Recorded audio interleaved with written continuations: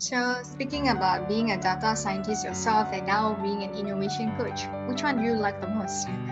Oh, this is a tough question.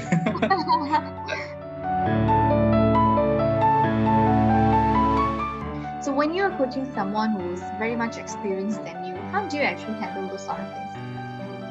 Oh, okay, this is an amazing question, right?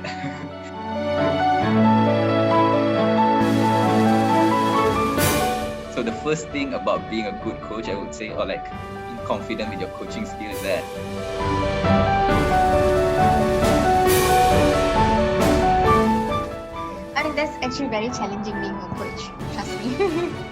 yeah, especially like how to keep your mouth shut most of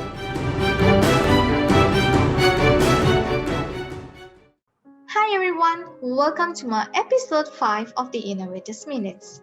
Today we're gonna have with us Mr. Shiva, the young and talented and incredible innovation coach from Petronas. He's going to share with us his journey of being a coach in Petronas and what are the challenges that he faced being a coach himself. So let us hear out from him. And he also believes that innovation and creative mindset needs to be instilled at as early as being in primary school itself. So stay tuned and listen to the podcast.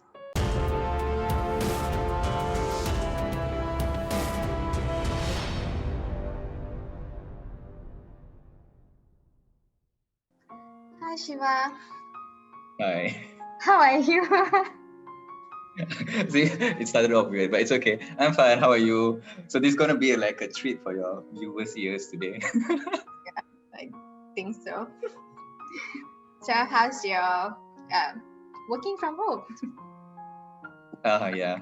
I've been home for the past year, so I'm kind of tired of the whole work from home kind of thing.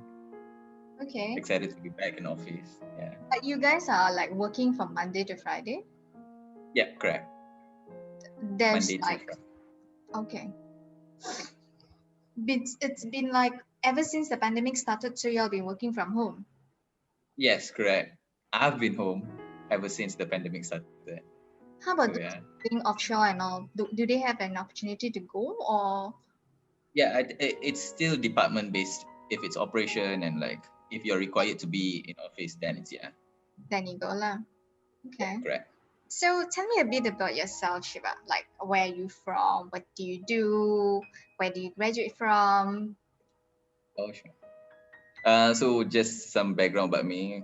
I'm Shiva. Hi. I'm from Perak. I'm Okay. way north up in Perak. So it's in Greek, Hulu, if you know that. So it's about 9 kilometers away from Thailand. So it's a small Wow. town boy. Yeah, I'm a small town boy, some sort of that. So I graduated from UTP.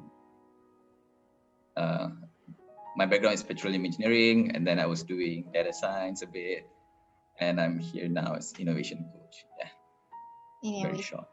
So it's very interesting. Innovation coach. So what do Yeah. you do as an innovation coach? So right now my job scope is drilled more in terms of the ideation process. So how do we come about ideas? How do we measure if the idea is worth enough? And how do we like mature the idea, to mold the ideas and stuff like that? So it's more in terms of creating the idea and also growing the idea. So speaking about being a data scientist yourself and now being an innovation coach, which one do you like the most? Oh, this is a tough question. I guess data science is more in terms of a skill that great to have, and it can be adapted anywhere. You know, whether it could be like in engineering or like whether it's in an organization doing management work, data science is a great skills to have, especially the digital with the digital transformation that we are going right now. So it's definitely a upper hand.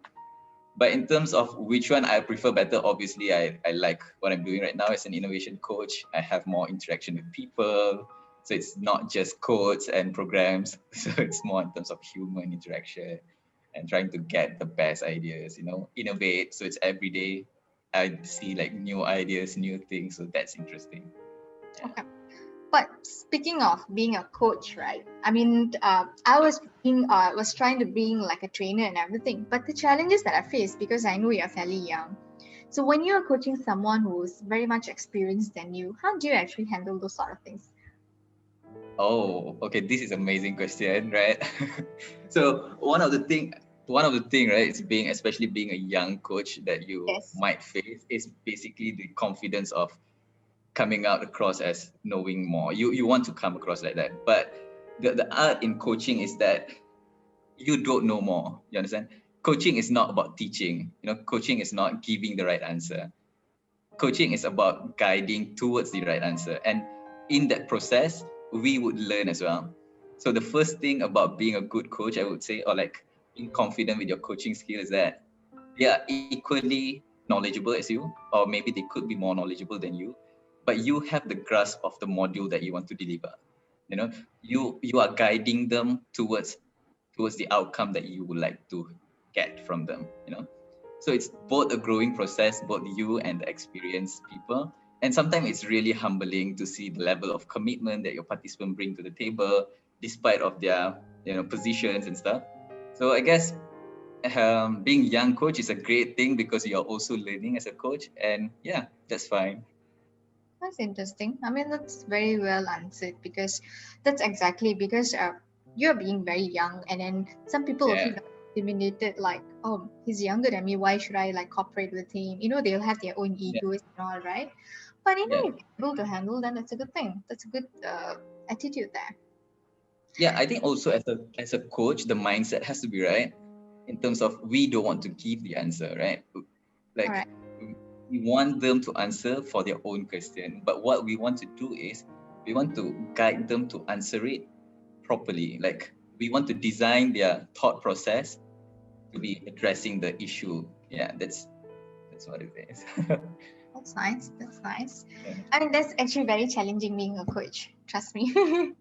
Yeah, especially like how to keep your mouth shut most of the time, because I would like when I first took up this the role as a coach, right? My expectation going into it was like we would be doing the most of the talking, and I was coming from a point where like it would be something more of a tutoring and teaching. And to my surprise, eventually, as I go through all these workshops and stuff, little did I understand that coaching is just about asking the right questions.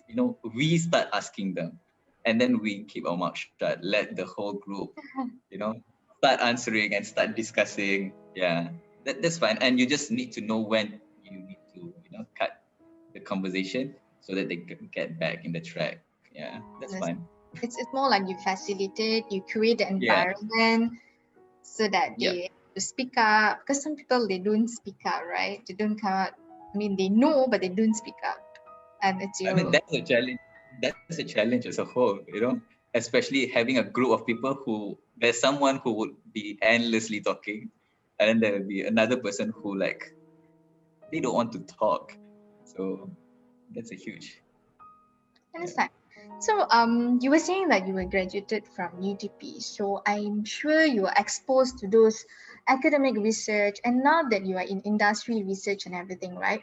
So, what do you think on the technology or the research gap itself between academic research and also industry research? But now you being in your innovation coach, you will know what are the processes like for you to develop a commercialized product. So when you were yeah. in UTP, when you were doing your degree, right? I mean, sure, you were exposed to some research skills and everything. So what do you think on the technology research gap between these two? All right. So uh, when it comes to research, I mean, like academic research, right? One thing that we often forget is like what's in it for the person, like what's in it for them as a customer. We don't really think about the customer, or because we don't really picture it as a product. Instead we want to do it just as a learning tool, like to deep dive deeper, correct? So the technology may be something really smart, but it's not even required. So are we even solving a problem then? you know Okay. because because in most of the innovation, right, it's not successful. Maybe 80% of the whole new things that comes will fail, correct?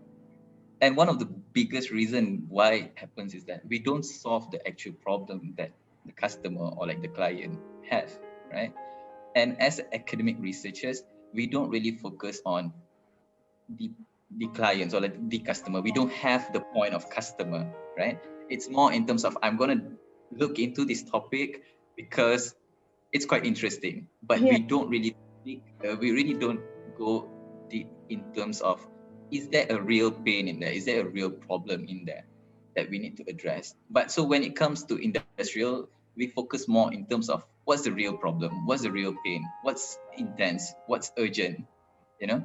So that's a huge difference in it. So that is also the reason why we don't really have sponsors for most of the research, Yeah. you know. In yeah, I mean, as a student, we want to learn more, right? But as an investor, they want to invest in something that they want to see outcome from, and the outcome has to be something that solves their problem, right?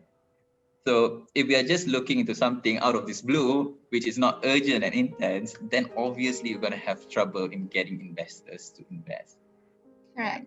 So, do you think that university students, especially on tertiary education, should be exposed to this innovation process? What do you think on this?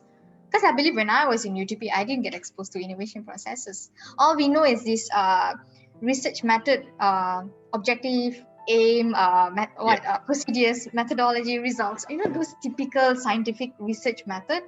But as a whole of innovation process, I don't. I doubt I get any exposure. So, do you think students should get any exposure on this? Mm, I think it comes down back to the objective of the whole research, right? Why, right? Do we want to end this research as a product, or is it just a learning curve for us? What we want to get out of it, right? But if you look, yeah, because I mean, there's so much in research, right? Some research is driven in terms of understanding the gap in a certain business or in a certain value chain, right? In that case, we won't really have a product at an end of it. But what we are still doing is basically just a problem validation kind of thing, I right? understand. Yeah. So in that case, we don't really need it. But if you're looking into delivering a product, right, then obviously the innovation module on like design thinking and stuff has to come across. And we have to do like customer validation, problem validation, do our customer actually like, do our customer really exist? Like whoever that we are thinking in our mind, are they there? Like, you know, most of the time us, we like you know, short sendiri, right? Yeah, yeah. Yeah, you know, you feel like, this is the greatest solution. I'm going to solve A, B, C until Z. You know, but that's not required. People doesn't want A, B, C, or Z, right?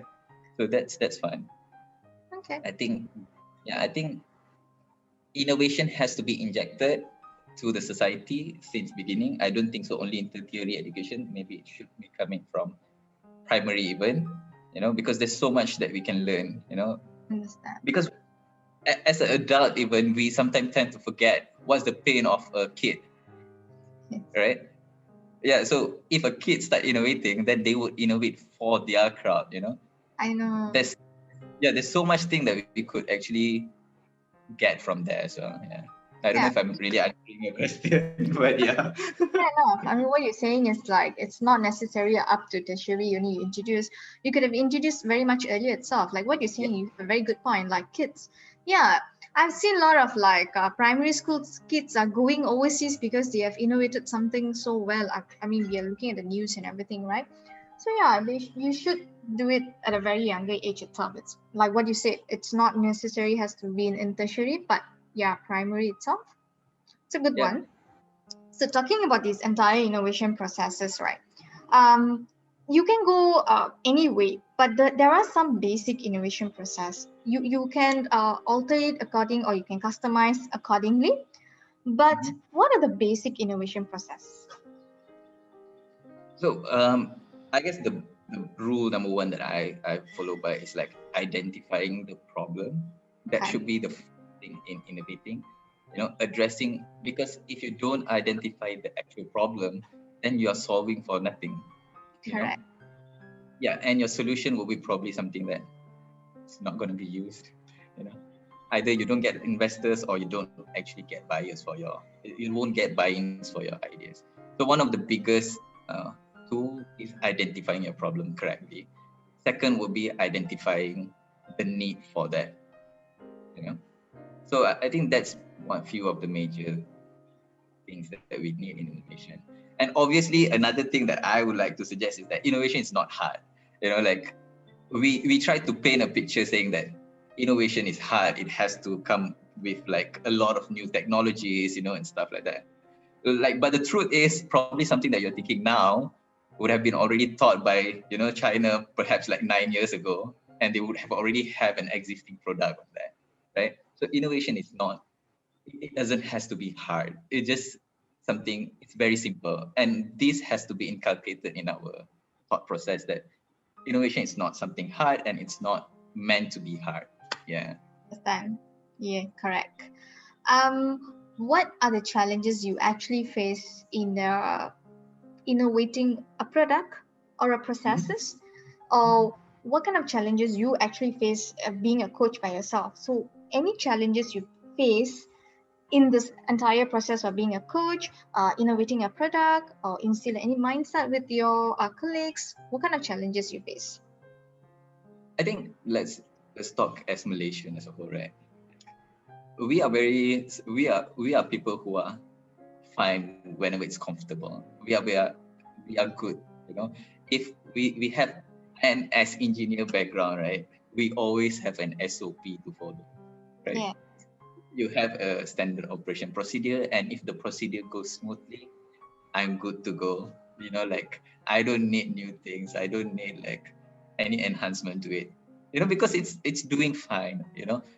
So that mentality has to be broken down. It has to be, because we don't push. We are very comfortable with where we are right now because we do see the product. But what we are failing to see is how better can we do it. And this mindset is not, it has to be inculcated in us, in Malaysian as general, I guess. Yeah.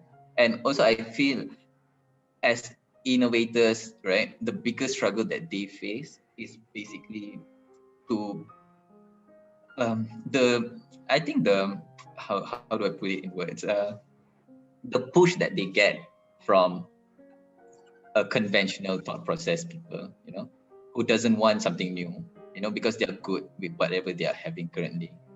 So that's the biggest struggle that innovators has. so what kind of actually has this kind of thoughts like, okay, it's good, we don't have to do anything?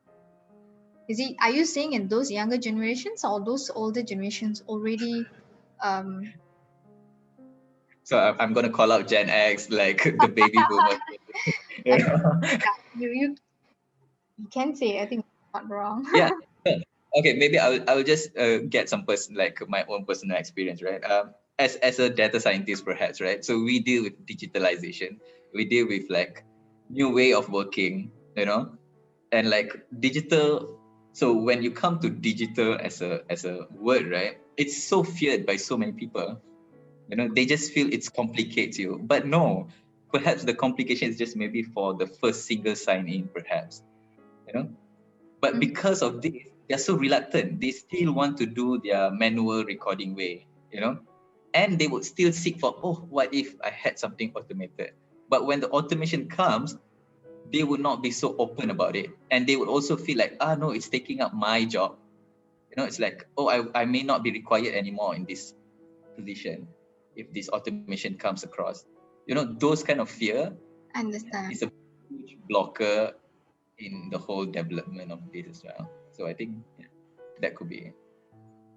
I I mean, I totally get your point. It does make sense because that's when they have actually learned. Even I have like experience, my personal experience. My process engineers who have already been in this industry for the longest time, they also will prefer hand calculation, where now Yeah, we have like high seas and all these sort of things. They come back, they actually trust in hand calculation more than anything else. We are the type where we let the simulation give the results for us and all, but they still go back to the hand calculation. But which is, I feel that there is a pros and cons to it. In terms of your time, of course simulations will give you faster results and hand calc will take a longer time. but there's something that we are missing. I'm probably not good at the hand calculation. I probably doesn't know what kind of formula to use, but they know. And actually that formula is embedded in the simulation itself. So they know actually one step extra than us. And but it's okay. I think it's just that their trust and everything. End of the day, they want to deliver a proper job. Then sometimes even when I do my simulation, I'll go back to my senior and I'll ask them to check. I mean, if this is correct or not. Sometimes simulation cannot be right all the time, right? Yeah, So it does have a pros and cons, but yeah, our generation, I believe we want things to go faster, yeah, move faster and everything. That's why digitalization, I think a lot of terms, AI, new media, what neural networking, so many terms. I'm sure you would have heard all these terms when you're in data scientist, right? yeah, So yeah, yeah. talking about all these digitalizations, right? So where do you see oil and gas sector, especially in digitalization in years to come? Are we like very I mean, far behind? Are we like moving in parallel with how it's moving? We are I mean, very uh, okay. In general, oil and gas, we are very late to adapt anything new, really. right? Like, I'm not sure. Like, do you feel the same way in that? We are all I think late to the market. it's certain things we are like okay, we are there. Certain things we are like behind. Yeah, I understand. Yeah, because we are, like I feel we are a bunch of ignorant people in a way that we are good, we are producing, we are good, like, so we don't really focus much on what's new in the business, in the economy, because we control the economy in a way, right? Correct. As compared to someone in telco business, right? They are way advanced. They look for new things every day as compared to us. So I do feel there's a huge need of new things in this business. The way for example, the way, like, perhaps we drill a well would still be the same how we did it, like, ways before, year Yes, before, right?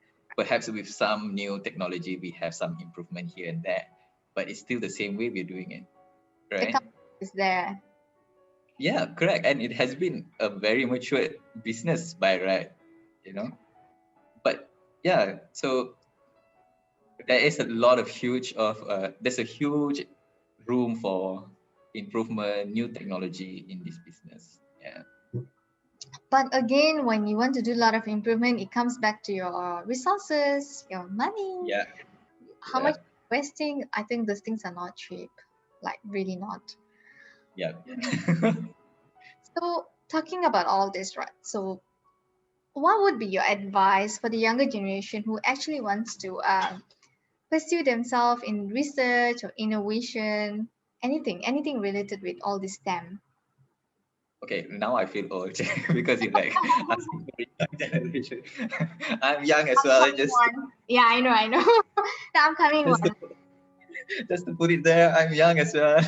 No, so the advice would be, we, I don't know. I'm going back to the term Malaysians. I'm not sure. As a community, when I grew up, right, we are so driven in engineering, or like the term being an engineer, or like doing a very conventional job, you know.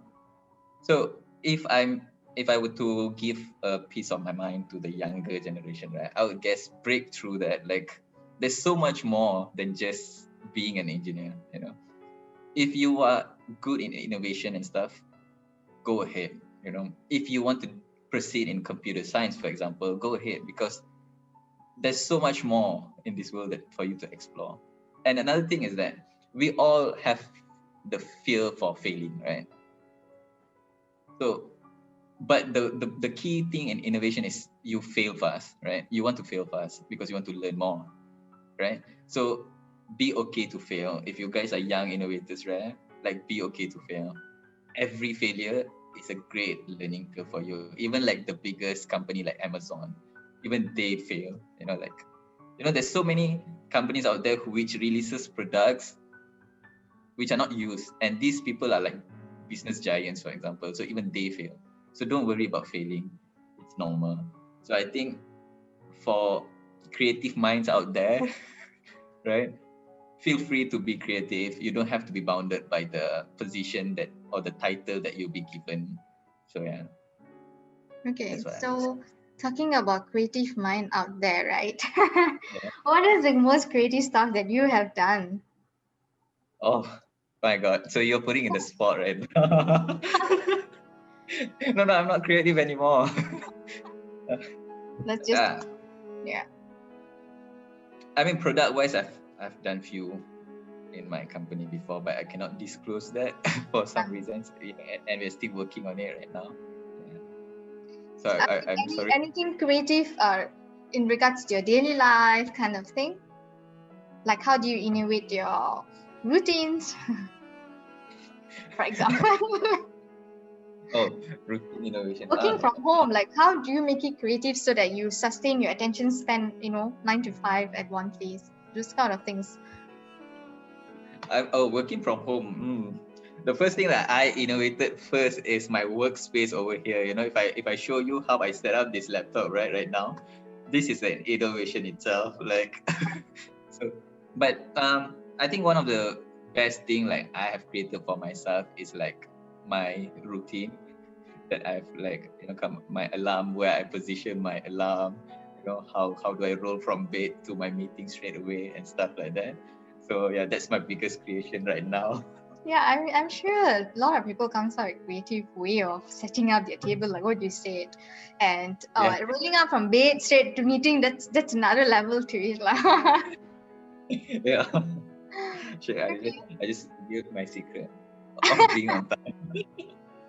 What time is the meeting usually?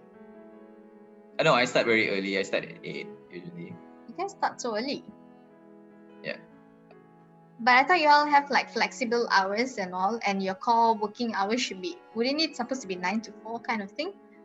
Yeah, we have flexible working hours, but it depends on the team. I just personally, I just feel I want to go earlier. Yeah. Can you be done early?